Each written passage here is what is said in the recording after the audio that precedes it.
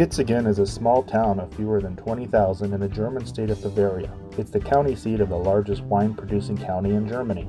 I love that town. It's my favorite place in the world. When people think of Kitzingen, they probably think of wine, the distinctive wine bottles Franken wine is known for. Or they may think of the Leaning Tower. Do a Google image search of Kitzingen and you will likely see a leaning tower called the Falterturm, the Main River, or the Old Bridge.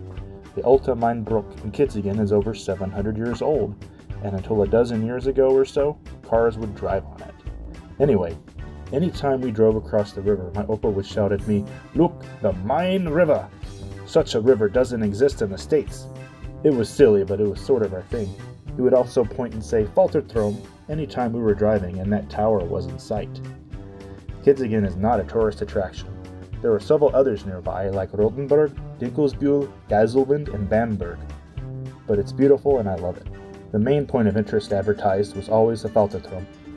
I grew up hearing about why it was leaning. According to local legend, during construction in the late 1400s there was a drought, and instead of water to mix the mortar, the builders had to use wine. Apparently wine isn't as good as water and it was less stable. And so that was a cute story and I genuinely believed it. Just added more lore to the town. A country I love to visit. I never knew what Falterturm meant. If you Google that word, it only refers to the crooked tower in Kitzingen. Breaking up the word into two words is promising. Falter means butterfly, term means tower. Butterfly tower? Or entering in as one word, you get falter tower. To falter means to grow weak. I believe this makes more sense. Anyway, in 2008 I took my fiancée with me to Germany to see my family. I had proposed the previous Christmas and wanted to show her off. So of course we saw the Falterturm and the Old Bridge. I mean, if we were staying in my mom's hometown with my Oma and Opa, that's just something we had to see. One day Opa took us to the old cemetery, the Alter Friedhof, just west of downtown, der Stadt. We walked around. It's nice, peaceful, pretty. But there was something strange. There was one gravesite that stuck out. It had a gate around it with a plaque. And there was overhead on the roof of the thing some crazy artwork. It was beautiful but very dark in nature. Angels spitting out lightning, skeletons in the heavens. There were skulls on the outside of the cage-like structure. It was old, maybe 150 or 200 years old. It was so bizarre. We took pictures. I know that sounds morbid, but this was such a macabre thing, such weird ambiance that it begged to be archived. I had to capture it. After our vacation, I showed my mom in Texas all our photos. She saw the cemetery pics and said, "Oh good, you saw Dracula's grave." "What?" I laughed and she said, "Oh, that's true. Rumors have it Dracula was buried there." Yeah, right. Later on, I Googled it and I was excited and annoyed at the same time. First off, I wrote a research paper on Dracula in high school, and she never thought to bring this up. And second, that town was so important to me growing up. It would have made it even cooler to me to know this information. Hell, I could have bragged about it to my friends. Third, turns out Dracula's grave had ties to the Falterturm, the very tower that was the identity of the city, part of what defined my relationship with my Opa. I wasn't mad, but just imagine how much more awesome that information would have made things.